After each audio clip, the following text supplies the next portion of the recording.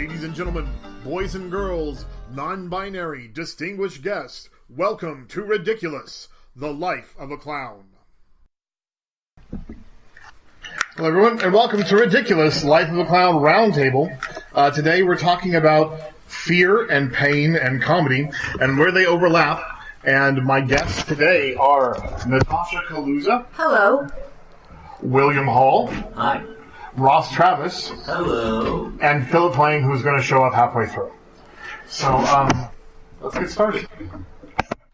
So, I have lots and lots and lots of opinions on this, so we should probably not start with me. So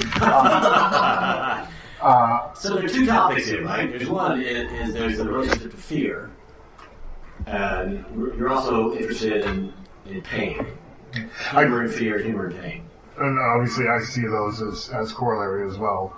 I mean, the pain impulse is off of the same impulse as fear, but yeah, fear and pain and how comedy breeds out of them if it does, and how that applies to clown, what that means for clowns.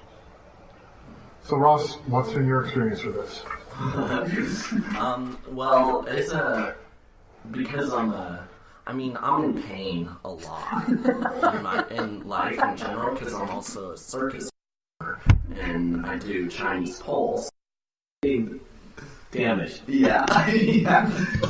And I enjoy that pain and incorporating it into suffering for comedy's sake, I guess. Like with my pole acts specifically, often have to do with a comedic character trying to get something, go for a goal, and failing, and in using the apparatus of the pole. So that's one aspect of comedy and pain, I guess, I deal with.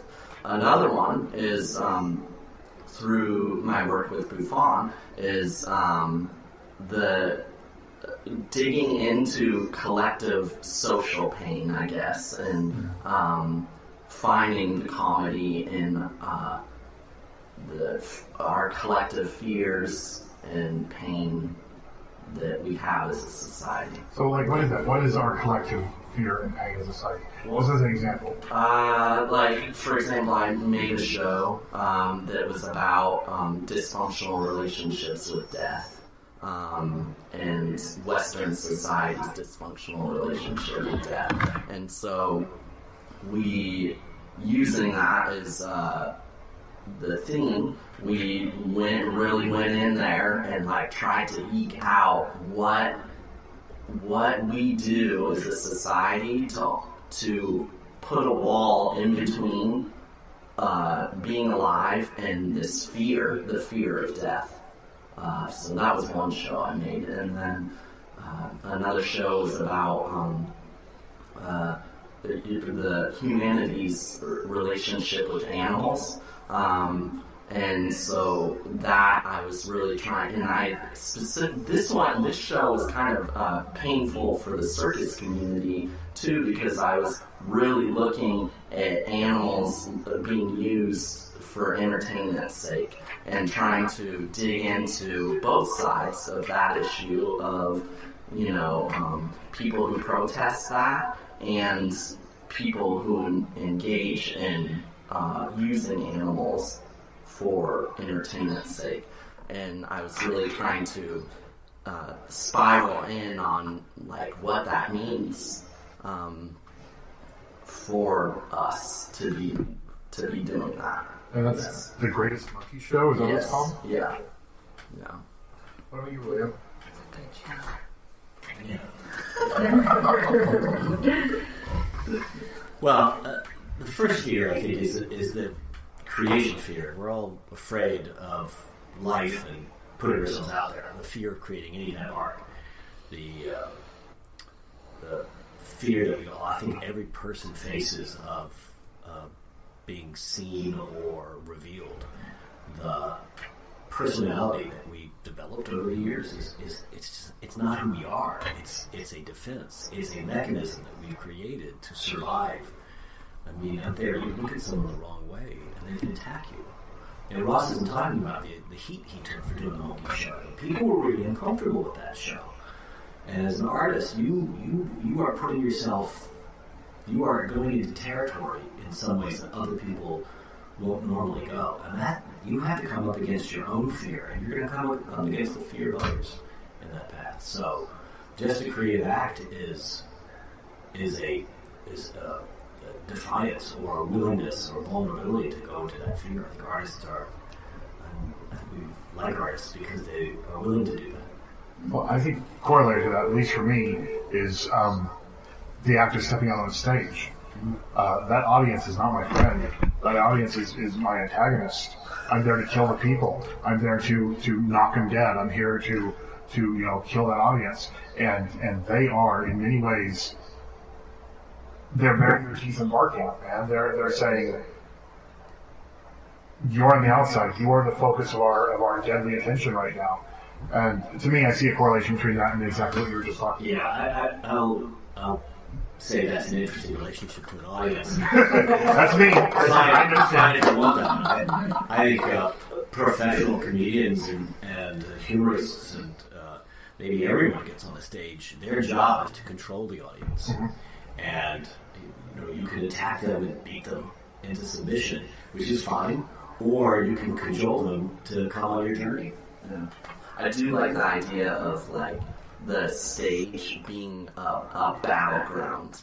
I think it's Ron Campbell says he says it's the killing floor, right? The killing field, the killing floor, and I love. Not in an antagonistic, although Buffon does have aspects of being antagonistic with the audience a little bit. Yeah, you pissed off the audience. Yeah, but it is a fine line. It's a charming and then pissing off. So you're walking that line. But I do like the idea of fighting on the stage like a warrior. You see me perform, William. The only thing that I do, and I'm obviously I'm not out there to piss off the audience. I'm out there to expose my vulnerabilities. I want them to die. But to what end? So there's a difference between. So Abraham's fine. You're going to expose your vulnerabilities, but to what effect? To my entertainment? Should I be entertained by that? I would hope so. Informed? I would hope that you're entertained by that, and in that, I've converted you from an enemy into someone who I'm sharing a vulnerability with. That we're finding a kind of correlation. To begin with. But I'm sitting there like, oh, you are him. And you're like, oh, why is he so angry at me? What's going on here? So, I've seen plenty of shows where plenty of performers are exposing their vulnerability to no entertainment value, or not much entertainment value, in my opinion, at all. So that's not, exposing your vulnerability is not enough. For me, that's the basis of all clown for me, at its core. There's a lot of stuff on top of that, but at its core, clown starts with that. And that relationship for you to therapy is? Probably replacement. But I don't like, Let's get another perspective.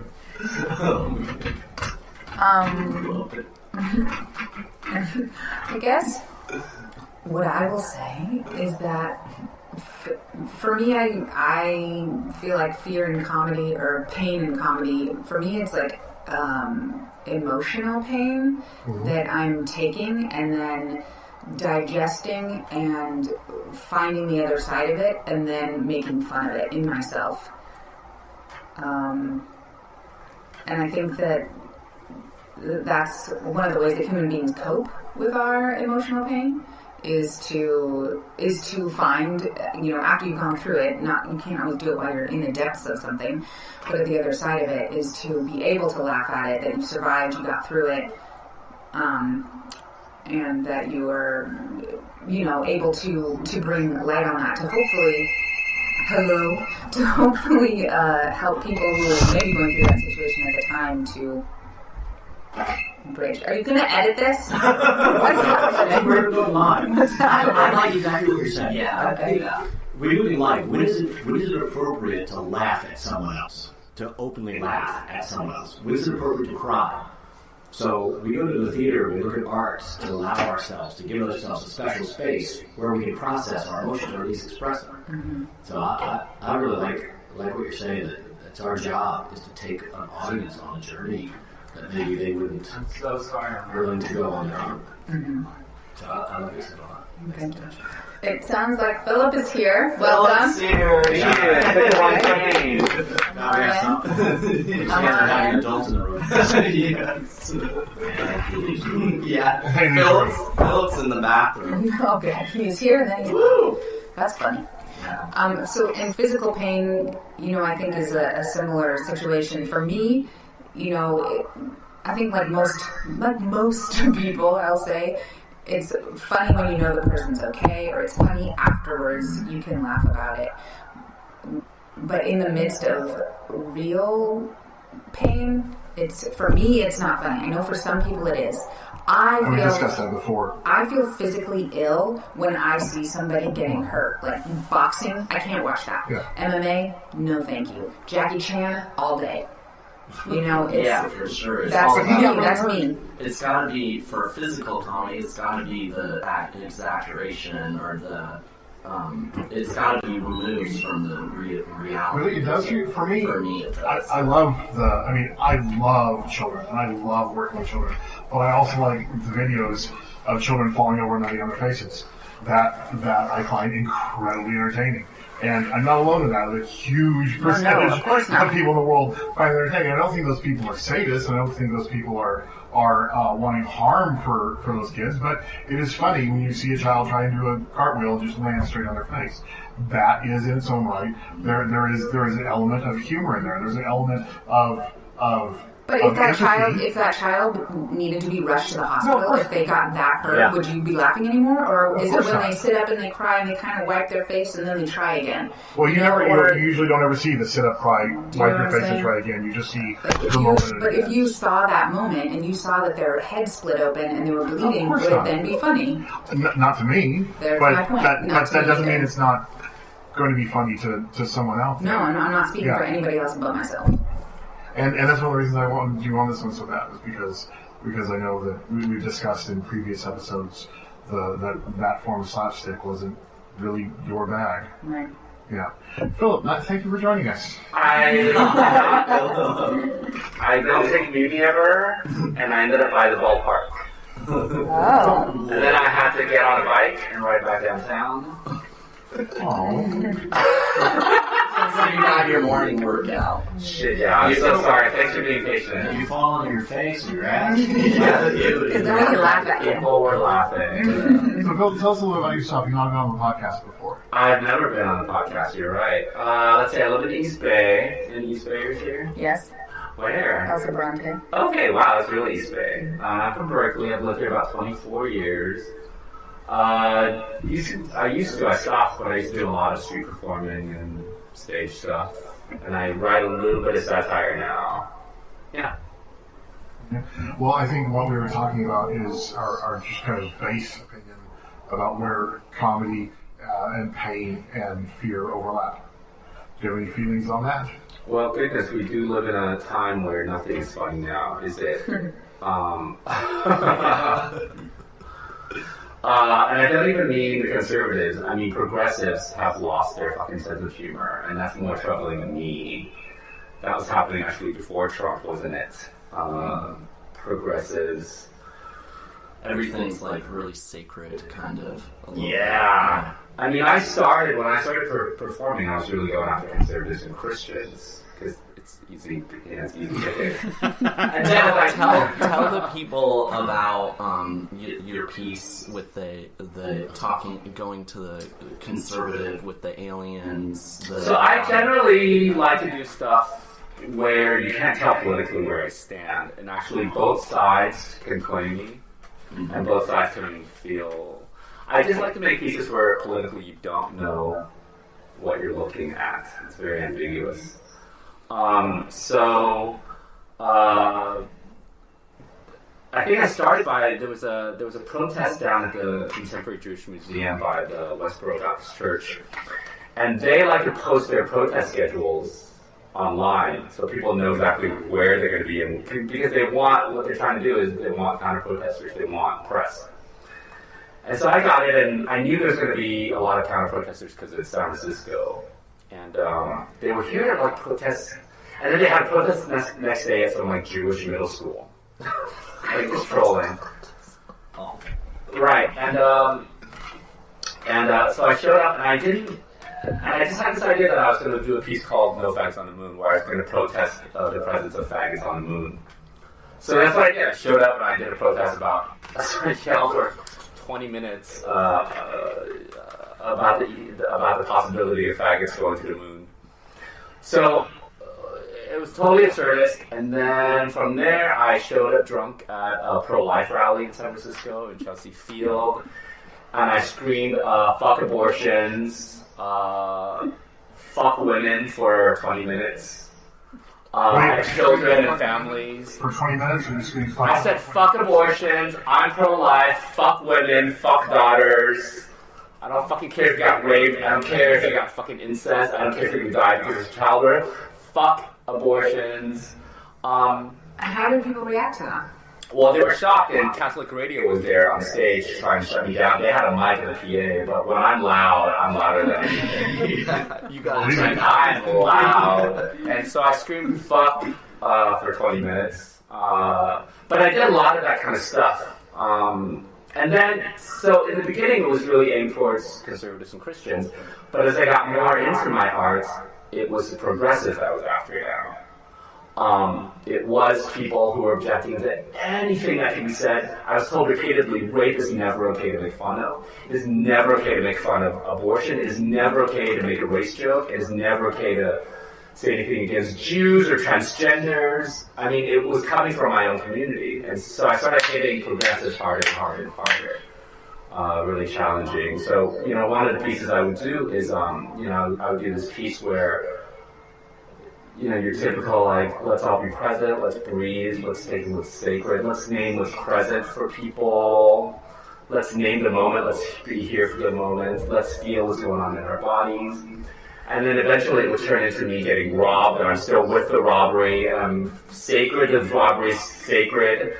And then it would turn into a rape. I was getting raped at gunpoint, and the rape is still sacred. I'm with this rape, this moment is sacred. And then and then I was trying to hit over and over again all the sacred cows you're not supposed to hit in polite society. But increasingly, the people who objected to me, my work always became progressives. People of color, immigrants, women, transgender, queers. I was accused of misogyny, transphobia, anti-Semitism, racism, anti-black racism, ableism, I mean, you name it. And I think that was kind of what laid the groundwork for where we are now in this fucking moment. So where were you performing this? I was doing a lot of stuff in the streets. I was also performing a lot in the theater scene here.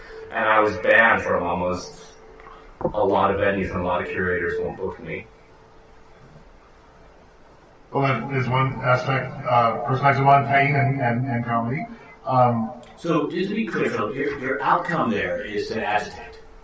My outcome there is to agitate, but it's also, my larger mission is that I think we as a society are too attached to the power of certain words and symbols. I think that's a problem of progressives.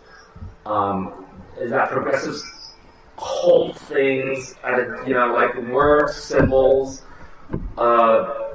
We give it power by refusing to say them, refusing to see them, and so progressives become more and more afraid. And then so what's happening in progressive society, I feel like, is it's just become a culture of victimization where everything is a trigger, and everybody around the world is responsible for my trauma.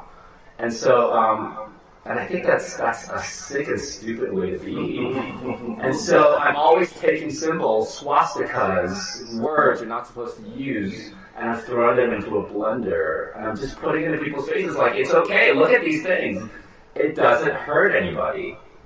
Don't give this stuff power. I mean, sometimes it very much does hurt people. But why does it hurt you? Because of my personal experience. But that's on you, right? Is it? Yes, you're giving away your power, don't you? by making everyone else responsible. Or you're taking that power yourself by forcing yourself onto other people with your perspective. Mm-hmm. So you can rob that power, or someone can give that power away. Nope.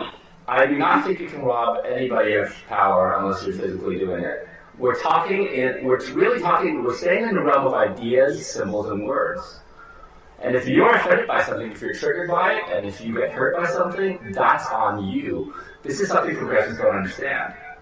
They're making the entire fucking world responsible for their pain and their trigger and their trauma. That's a problem. Well, looking at what's going on with Trump now, because he's in this movement on the conservative side is they don't give a fuck, They don't give a fuck what you think. And I agree that we as progressives... So what, we keep giving away the power? Oh no, everything they do is affecting me. Yeah. What kind of what is that? Where is that's totally reactionary. Yeah, so you're pushing back against that in a way. I'm also saying, isn't this stuff fun to play with? Aren't these horrible things that we're constantly afraid of? Can't they be fun and interesting to play with? Some people find it That's fun, yeah. Some people have a great deal of fun with them, like the Joe Rogans and the Richard Spencers and so on. They have a great deal of fun playing with these ideas. So you're saying that it is infeasible to you that what you say and do can hurt people, and that's in any way ungood. Yeah, I don't. No, my job as an artist is constantly churn out what people can react to, and then for them to think about why is that upsetting to you? Well, I think, but the way that you present it, the way you all are talking about it right now is in a way that is not, to me, when I see your work, it is not presented in that way. It's presented in a way with metaphors and, for example, with the alien no faggots on Mars. It's presented in a way that is it's removed in a way that it has an artistic, it's not in your face. So it has it makes you think about the subject without blunt force trauma of it, I guess. I don't know if I'm making sense, but yeah. So much of, and the reason that I wanted to do this topic specifically is so much of what I see comedy coming from is kind of evolutionary.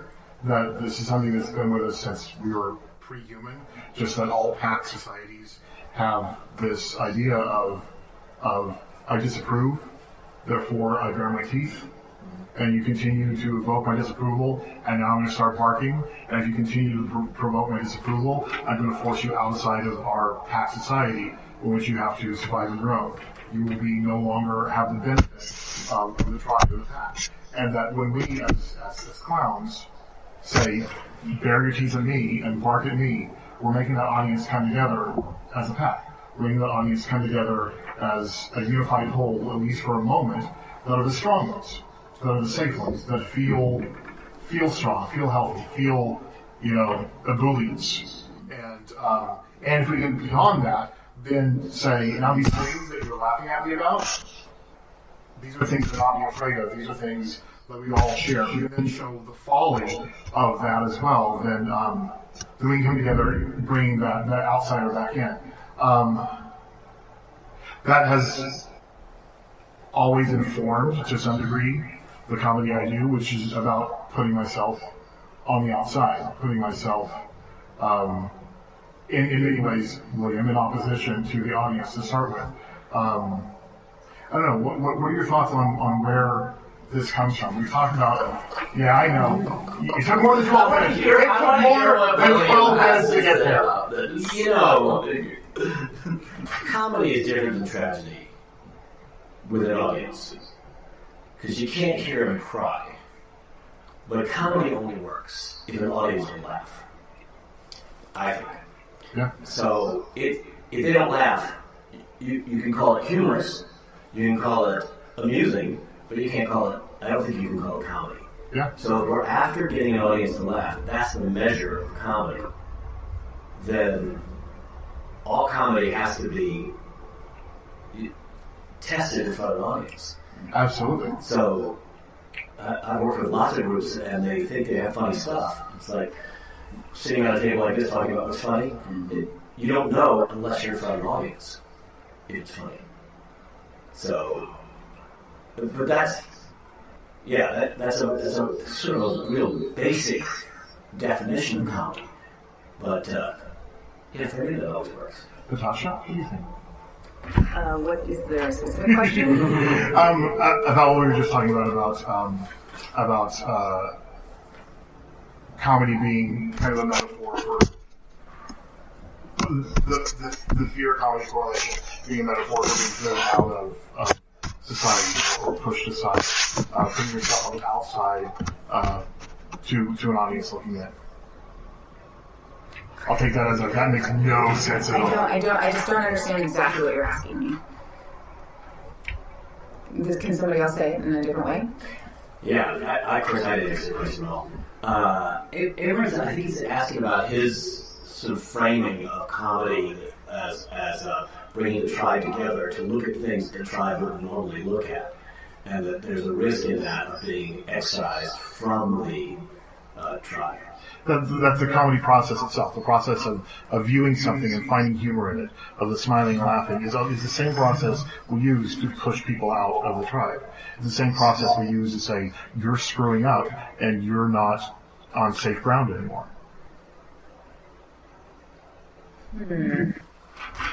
I don't have an answer to that. I'm sorry. I think that I'm just, hold on. I feel like maybe I just am still taking in what all the things that Phillip said.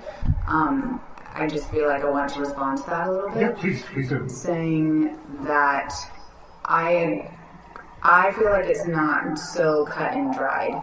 I think that, of course, political correctness and victimization, people who, stay wrapped up in traumatic events, unable to move past them, and you use that as a way to get what they want in the world, that those things are real and true. And there is still something about a human kindness toward other people that if you know something is going to be so hurtful to somebody, why would you want to do that? That, for me, that's my sense of it, especially in comedy and clowning. And, of course, making fun of sacred things is one of the way we poke, but to do it in a way that knowingly is stabbing somebody in a hurtful place, for me, what came was rape. That was okay, I don't think rape jokes are funny. Mm-hmm. I've been attacked. For me, I don't go around with some kind of armor on me and just as some kind of in a defense mode all the time. And I'm not going to tell somebody that they can't say anything. I'm not going to say, you can't say these things or you can't be this way. I would never do that. I'd rather be where somebody wants to be funny and joyful and laugh. That's what I want to do. For me, that's more healing than stabbing and digging in the places that are so painful. Sure. Yeah. And I think as a way to live as a human being day to day, absolutely, human kindness is how we live as human beings in society with each other. But I'm not talking at least about how to live. I'm talking about as an artist. And I don't call myself a comic. I call myself an artist. And my job is not necessarily to make people laugh. I believe that art has to be allowed to be... The great metaphor is nature. Okay? And we want nature to be green and beautiful and lush and full of buddings, but nature is actually red in tooth and claw. And I say this a lot. Art has to be allowed to be red in tooth and claw. And what I'm reacting to is that show after show, venue after venue, curator after curator would tell me these things are off limits. Audience members would say these things are off limits. So you said you would never say that to an artist, but I've been told that over and over and over again. Do not talk about these things. I was booked for some show, and the woman said to me, "This is a Christian audience. Please don't make allusions about the Bible." Are you fucking crazy? Are you fucking kidding me? Did they know who they booked? Michelle T told me misogyny is never funny. Don't ever talk about misogyny on stage. Are you fucking kidding me? I love Michelle T. That just seems weird because talking about them is different than stabbing into it in a way that is painful for people. Because I think you can talk about anything, and I think that people would accept you talking about anything if it's done in a way that respects history and meeting people where they're at. If that makes sense. Yep, I agree. And I also don't agree, which is on stage, I'm sorry, but if you come into a show, if someone is on stage, you're there to experience something. And my job as an artist is to let you have an experience. Whether you name that as positive or negative or traumatic or triggering, that's up to you. But my job is to come up with something for you to have an experience. That's my job. I totally get it. And in the realm of artists, I think that when you frame it that way, you get to go wherever you want to. Exactly. And an audience will find you and follow you and stick with you, or they'll vote with their feet and find something something else. Right? Yeah. I mean, I was just in Berlin and I did every Holocaust joke I could think of. And Germans don't joke about the Holocaust. That's a problem. But I think it's also Right. Israelis and audience are laughing their asses off. Israelis, the first thing they joke about is the Holocaust. That's why. I mean, That's interesting.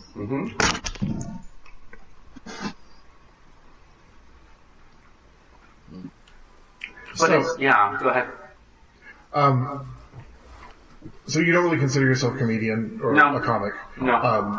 Ross and Roger is a satirist. Yeah. So I mean, talk about. you don't even consider yourself a satirist. I do more and more. Yeah, because there is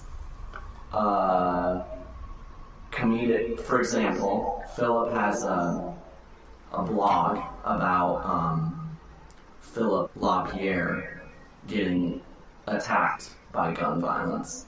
Oh yeah, I wrote a piece about mass shooting at the NRA headquarters. Yeah, which is using comedy is a framework to bring perspective on an issue that, as yesterday yet again, is plaguing our society. You know, in a very dark, comedic way. I mean, this piece spirals in and keeps going. Like, it gets more and more absurd. You know, Philip, he gets shot, his arm gets shot off, and then they take him to the hospital, and then someone gets another gun, shoots him some more. Like, he just keeps getting. And this is like the guy that's. But what I have a problem with isn't that people are having reactions to my work, which is what I actually want. I actually want that. What I have a problem with. Curators are having reactions to your work. What's that? Those curators are having reactions to your work Yes. and saying we don't want your And work. venues. And what I have a problem with is being told categorically things are off limits. But that is just people responding to your work. That is people responding to your work. That is you doing your work, upsetting people, and them saying we don't want this anymore. And the smart curators will say, my curator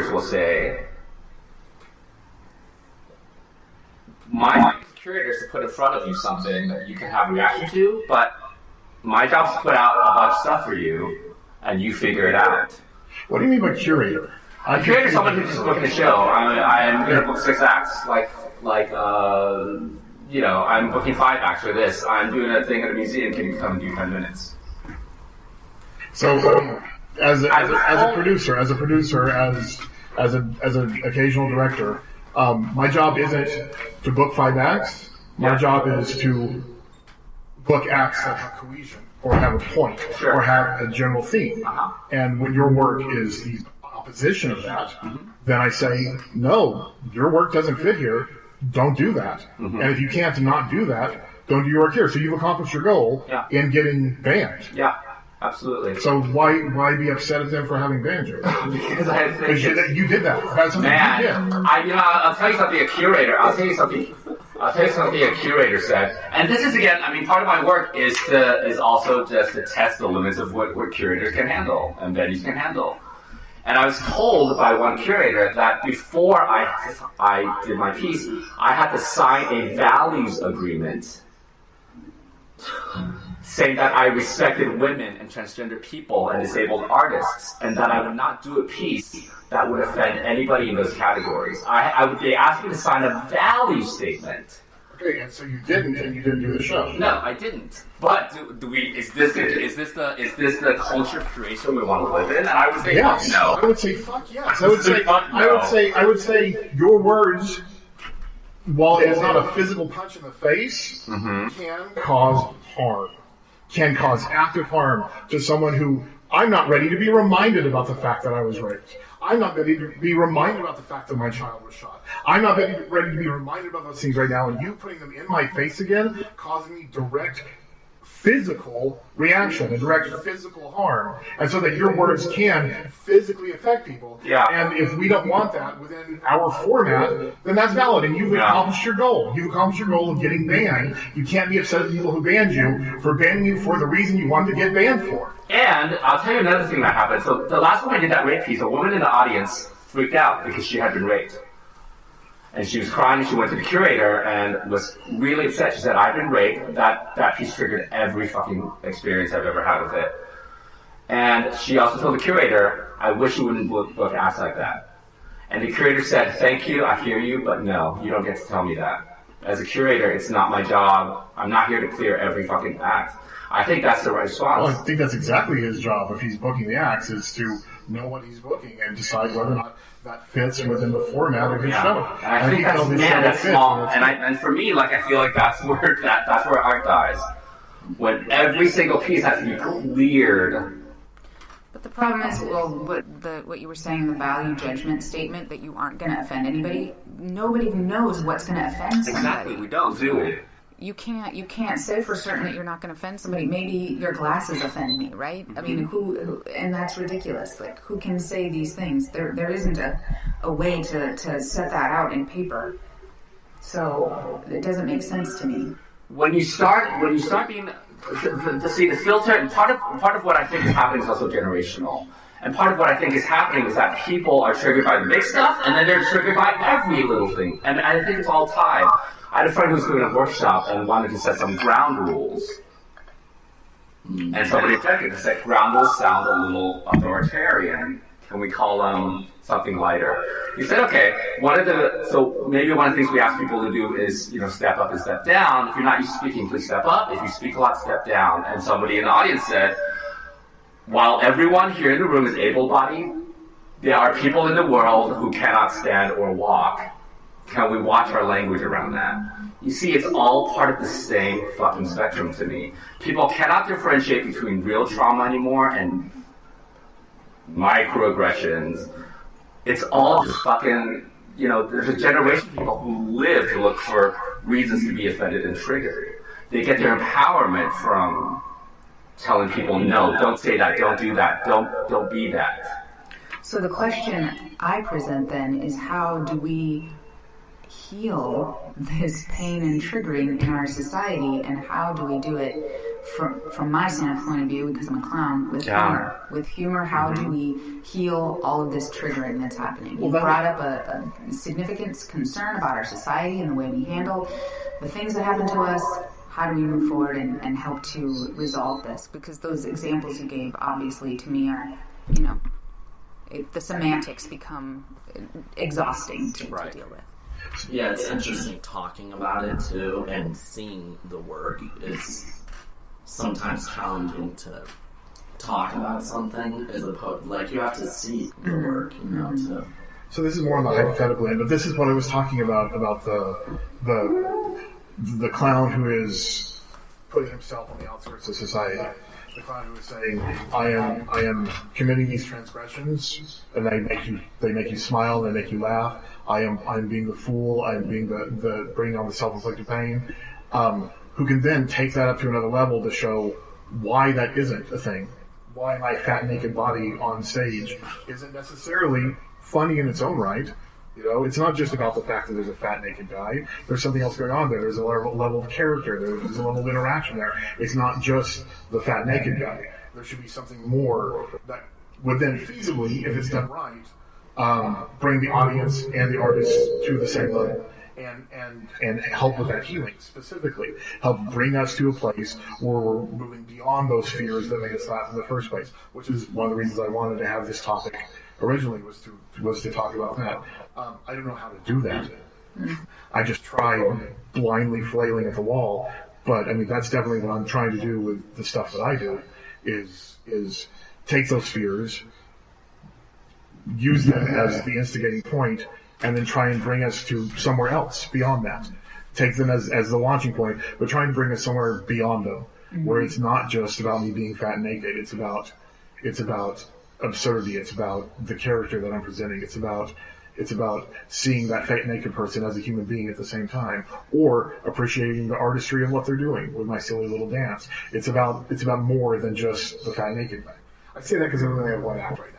But Are you just fat naked on stage? right now, I have a few other acts right now. I just do naked and fat. I love to see it. We got like We can make one that happen more right minute. We got like 1 more minute or so before we have to wrap up. I want to see if anyone had any final thoughts. I know you hate going first, Natasha, but do you mind going first? Final thoughts? Final thoughts, wrapping up. We'll come back to you. Ross. Okay. Well, yeah, I think it's interesting. I think there's a value and there's a tradition also in clowning of being an agitator and being an outsider who is pushing at the values of a society and pointing out the hypocrisies of them, and really digging into that and positioning yourself outside of that society and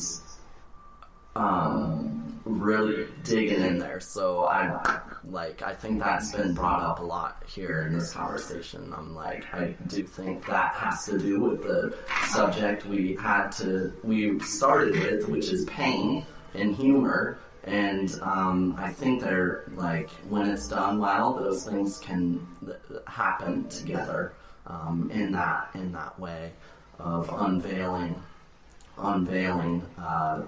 what's going on within a society. Yeah. Amen, brother. Can I Okay, say? yeah, Natasha, yeah. I think my brain started to understand a little bit about what you were saying. Okay. To me, you're kind of talking about Native American traditions where Yes. the clown people would, during a ceremony or a sacred act, would disrupt and do things that were inappropriate, and then maybe get hurt, and the people would laugh at them and recognize, that's not a way to behave, because look what can happen to you. You catch on fire if you play around when the shaman is doing this thing, blah blah blah blah blah. So I think that's what I'm understanding. You're saying that. I actually had a really amazing experience one time. I worked with a man named Eddie Madrill. He's a Native American hoop dancer, and he did a fashion show. And I got to be a coyote with another person, an acrobat. Coyotes. We had on some traditional garb, and we got to have real coyote skins on our hats, and we went and disrupted while he was doing it, poking at the models and pulling at their clothes and stuff. And some people didn't get it, and some people did. Some people were very angry. Why are you doing that? You're ruining it. And other people understood the power of that role of the comedian, that it counteracts to make the thing more sacred. To me, having things that are sacred is important, and that can be a counterpoint to make them even more sacred. And for me, that is, just for right now where I'm at in my life, that's beautiful, and that's all I have to say about it. So if we bear with me for a second, if we take that one step farther, I think it applies as much to Western clowns as to indigenous clowns, and they're indigenous clowns from hundreds of different cultures that all follow the same role of pointing out where people have broken the social contract. Like, you're adulterating. I'm going to make fun of your little penis until you stop having sex with people who aren't your wife. But you're in your ritual. Your clown comes and disrupts. People laugh, but then the clown elevates that to the point of saying, is this actually something we need to be afraid of? Do we actually need to be afraid of this disruption? Or can this be part of what we are? So the clown is not only disrupting for the sake of reinforcing the social norm, but then also asking people to reevaluate that social norm. For sure. And it creates conversation, I think. Like in a tribal setting, then that person who is like, there's one tribe that has a person would walk around as a white woman. You know, that white woman is taking on Western traditions in that tribe, and that's going to create conversations and feedback, like alter the feedback loop within the society and figure out, so that people can figure out new solutions, how to deal with this intrusion into their society, white people, you know? Like, I feel like that agitation opens up holes that then you can create new alternative futures through that digging through that pain, you know. So wrapping up, Philip, did you have any final thoughts? Well, I think that the question of healing is really interesting that you asked. I think it's community, yes, but again, for me, it's not my job as an artist. It's not my job. It's not my vision for myself as an artist. Some artists heal and some artists... And some artists don't. Are you interested in... You're obviously interested in creating conversations, though, yes? Or is that... Yeah. Yeah. Do you have, like, talkbacks after shows? Yeah, I'm always open to stuff. And one of my rules is I also, in talkbacks, I never explain, apologize, anything. I never explain why I do a piece, and I never apologize for it, and I never, those are my ground rules. You know, people have the reaction they have, and I totally accept it. It's fine. And William, do you have any final thoughts for us? I love the stuff about certainly the role of the coyote, the outsider, the person who can say things that others can't. And I love the question that Phil raises about what is our role as artists. You know, in some way we're not here just to have white bread, bland stuff. We don't want sort of like I say that having worked for Disney. So you know that there's something more as artists that we can do, that we can add to our condition. I think pain and fear are fantastic tools because we live in them every day, and everyone can relate to them. Sometimes the comic creates a laugh of bonding. Oh yes, I've had that feeling too. And sometimes there's a laugh of disconnection, like, oh God, I'm glad that's not happening to me. I don't get that, or uncomfortable laugh.